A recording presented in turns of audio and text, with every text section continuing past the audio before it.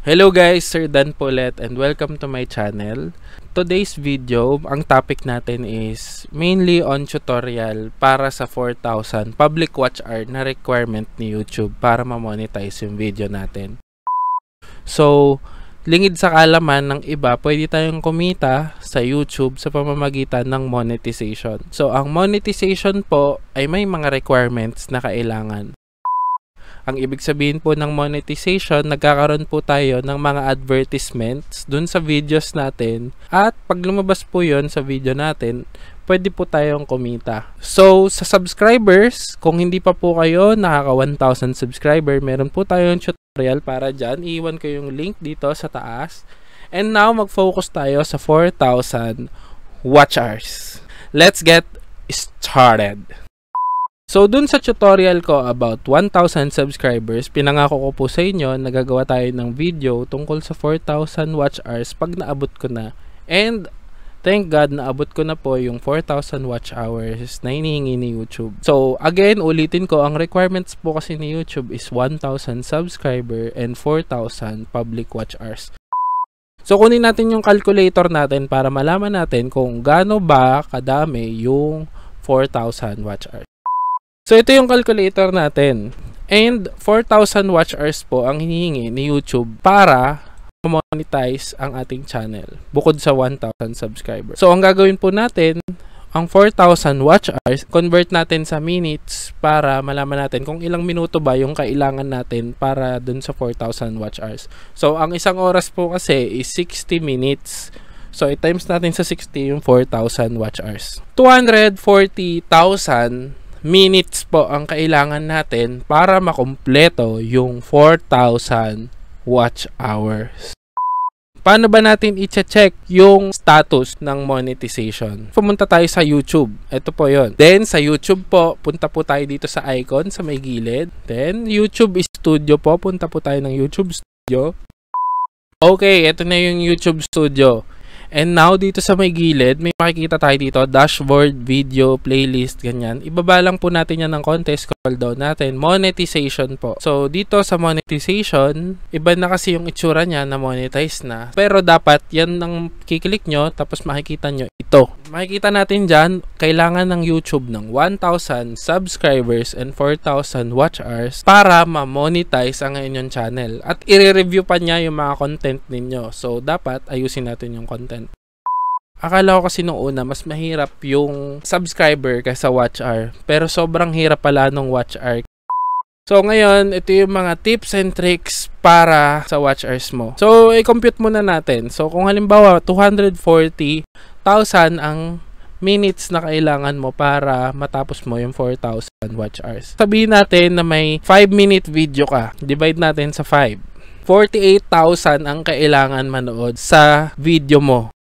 So, ibig po palang sabihin sa views natin and sa videos natin, isang viral video lang po ang katapat ng isang 4,000 watch hour.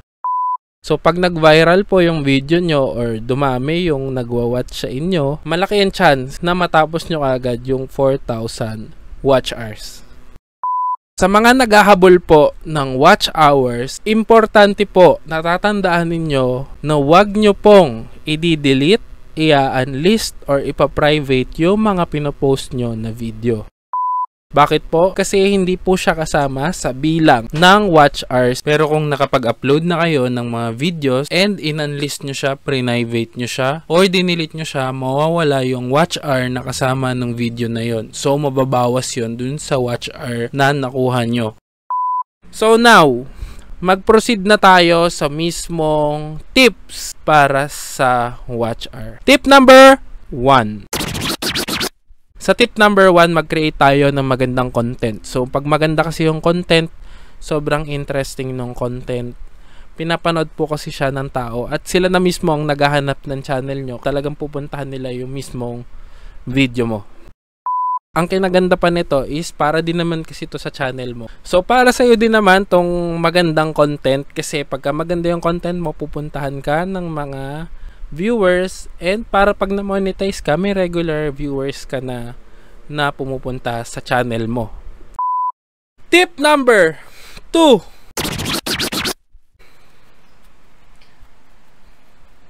Sa tip number 2, gumamit tayo ng mga social media accounts natin dahil ito ang isa sa mga paraan para maipaalam natin sa iba na nag-YouTube tayo. And pagka po kasi nag-YouTube tayo, kailangan natin ng mga nanonood sa atin. And isa sa mga magagandang paraan para makahanap tayo ng manonood sa atin at mahanap nila tayo is sa social media account. Sa tip number 3, i-promote natin yung ating mga content sa ating mga kapamilya and friends and classmates and everybody dun sa neighborhood or kung sino man ang kakilala ninyo. Dahil lalo na kung kakilala nyo sila, malaki ang chance na susuportahan nila kayo and papanoorin agad nila yung mga videos nyo. So, ang disadvantage lang nung pagpo-post sa social media at saka dun sa pagpapaalam sa mga kapamilya and friends is kung ayaw mo na malaman nila na nag-YouTube ka. Isa yun sa mga challenges ng ibang YouTuber, lalo na kung gusto nila na private yung mukha nila, hindi sila nakikilala or what. So, ang advice ko para dyan is gumawa kayo ng isang dummy account na kung saan pwede nyo dun i-post lahat ng mga content ninyo para ipaalam sa iba na meron kayong YouTube channel. Sa tip number 4, kailangan mag-upload tayo ng regular na content. So, ang ibig sabihin ko ng regular content, so siguro kung every week tayo nag-upload or 2 times a week tayo nag-upload or once a month tayo nag-upload, dapat nag-upload tayo palagi. Bakit? Kasi mas marami po ang videos natin, mas marami ang pwedeng panoorin ng mga regular viewers natin, and pagka nga may views, pagka may nanonood, may bawas sa watch hours natin. So, malaki ang chance na mabawasan yung mga watch hour natin pag maganda yung content natin. Maraming nakakaalam na may content tayo, lalo na kung pamilya, friends, ganyan. And also, pag maraming pwedeng panoorin sa channel natin. Lalo na kung nakakalibang, ganyan. Diba? Sa tip number 5, mag-upload kayo ng mas mahahaba na videos. Bakit? Pag mas mahaba po kasi ang videos nyo, tapos mas matagal na nood yung mga viewers nyo, mas malaki ang bawas syempre dun sa public watch hours na kailangan nyo. Isa pa na hindi laging nasasabi ng mga YouTuber is kailangan longer than 8 minutes yung inyong mga videos. Bakit? Papakita ko sa inyo ngayon pa lang. So may papakita ko sa inyo na kung bakit kailangan na longer than 8 minutes yung dapat i-upload nyo na video. Sa monetization, makikita natin dito, nakalagay dito, only videos longer than 8 minutes are eligible for ads during video. So ibig sabihin, mas maganda pala na 8 minutes or more yung i-upload natin ng mga videos dahil pwede silang masingitan ni YouTube ng mga ads dun sa gitna ng video. So, mas maganda pala na mas mahaba yung mga videos natin para malagyan ni YouTube ng ads kung sakaling ma-monetize na tayo. So, preferably 8 minutes or more para future-proof din yung videos natin. Tip number 6. Gumawa kayo ng playlist. So, ang playlist po ay makikita din sa YouTube Studio. Sa YouTube Studio, meron po dito sa ilalim, ayan, playlist.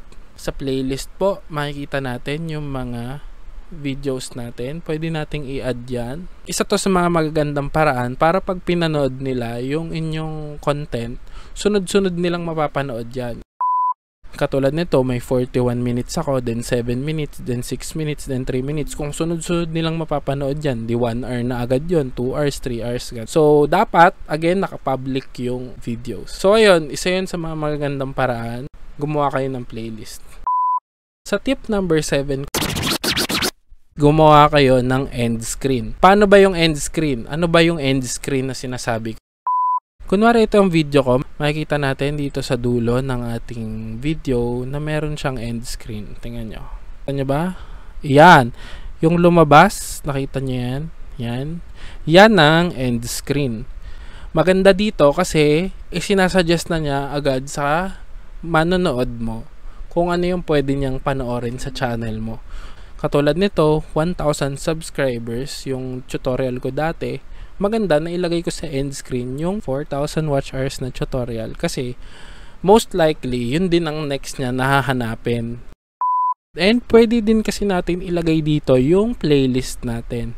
So, pag nailagay kasi natin dito yung playlist natin at clinic nila yon, sunod-sunod na lalabas na yung video natin. So, pag natapos nyo sa isang video, next video na ulit. So, ayun guys. So, maganda. Meron na tayong end screen, tsaka gagawa na lang tayo ng separate tutorial para dyan.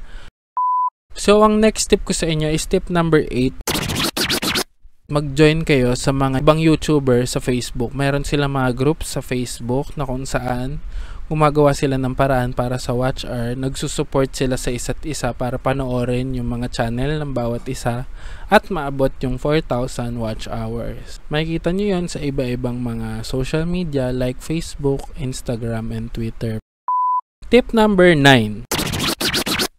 Sa tip number 9, ito ay ang live stream. So, sa pagla-live stream po kasi, kung halimbawa naka 4 hours ka na live stream tapos may 50 ka na mga nanonood at natapos nila yung 4 hours na live stream mo, 4 times 50, 200 watch hour agad yung mababawas sa iyong public watch hours. Ito ang isa sa pinakamabilis na paraan para magkaroon ka ng watch hour. Kung mas matagal yung live stream mo at mas maraming nanonood sa'yo, mas malaki yung mababawas na watch hour na kailangan mo. O diba? Kaya-kaya.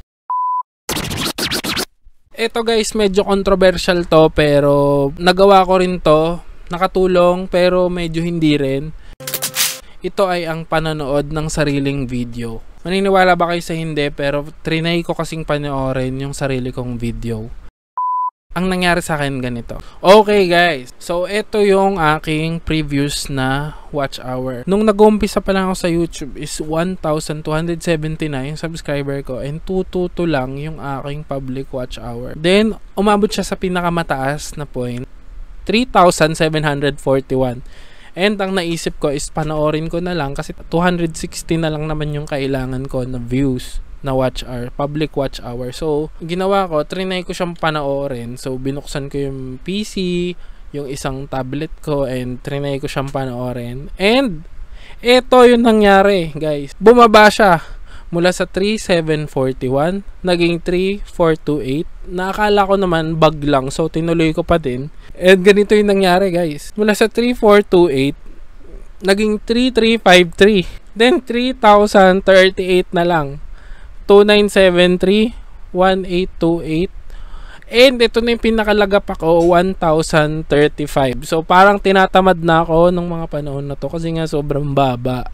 So maling-mali po na papanoorin mo yung sarili mong video. So ang gagawin mo para mapanood mo yung sarili mong video is gumawa ka ng ibang account. And yung ibang account na yon dapat hindi kasabay na nakalagin nung isang account mo, yung YouTube account. For example, nag-login ka sa laptop na nakakonect sa Wi-Fi, dapat i-log out mo muna yon, naka-log out lahat, i-clear mo yung history ng ninja mo na YouTube account, and tsaka mo panoorin yung iyong videos. And also, mahigpit kasi po ang YouTube sa mga ganyan. So, hindi ko talaga to ina-advise. Pero kung desperado na, isa po to sa paraan para mapataas yung inyong mga watch hours. Kayo na pong bahala na gumawa nito. Pero, yun nga, ang sinasabi ko sa inyo, do it at your own risk kasi nga pwedeng mabawasan lalo yung watch hours ninyo. So, hindi ko na ginalaw yung YouTube channel ko, hindi ko na pinanood pagkatapos nitong 1,035 na pagbagsak ko mula sa 3,700. Ayan o, ganyan ka baba. Mula sa 3,741 naging 1,035. And after ko ng 2 weeks na hindi ko ginalaw, 1,035 naging 4,937. And nagulat talaga ako kasi nga nakompleto ko na siya. And yun, nag-apply na ako for monetization.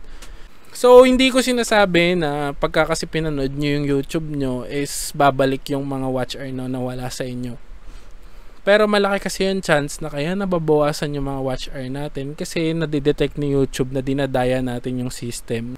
Effective naman siya at first, pero kasi wag nyong papalagiin kasi nga nadidetect ng YouTube na ganun ang ginagawa ninyo and dinadaya nyo yung system.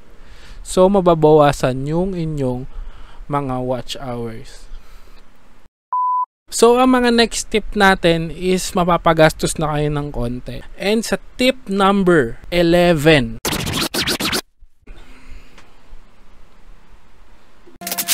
Sa tip number 11 is magbigay kayo ng giveaway in exchange for like, share, and subscribe. So for example, nag-live stream kayo or gumawa kayo ng video, mga like, share po para makasali po tayo dun sa ating paraffle, ganyan-ganyan. Pagka po kasi ginawa natin yon, mas marami yung views, and again, yung view po kasi nakakabawas yon ng watch hours, lalo na kung marami pong nanonood sa ating channel. Pag pag-giveaway po kayo, lalo na kung kaya nyo naman mag-giveaway po kayo. Kasi po sila po yung magla-like, mag-share at magko-comment nung inyong mga content. Ginagawa yan ng ibang streamer, lalo na sa Facebook, ng mga gaming, free skin po sa lahat na mag-share ng ganitong channel, ganyan. So, ganun po yung ginagawa ng iba. Sa tip number 12, ito medyo controversial to, pero gumagana daw to, sabi nung kakilala ko. Ito ay yung pagbabayad sa mga shop or sa iba para panoorin yung videos nyo.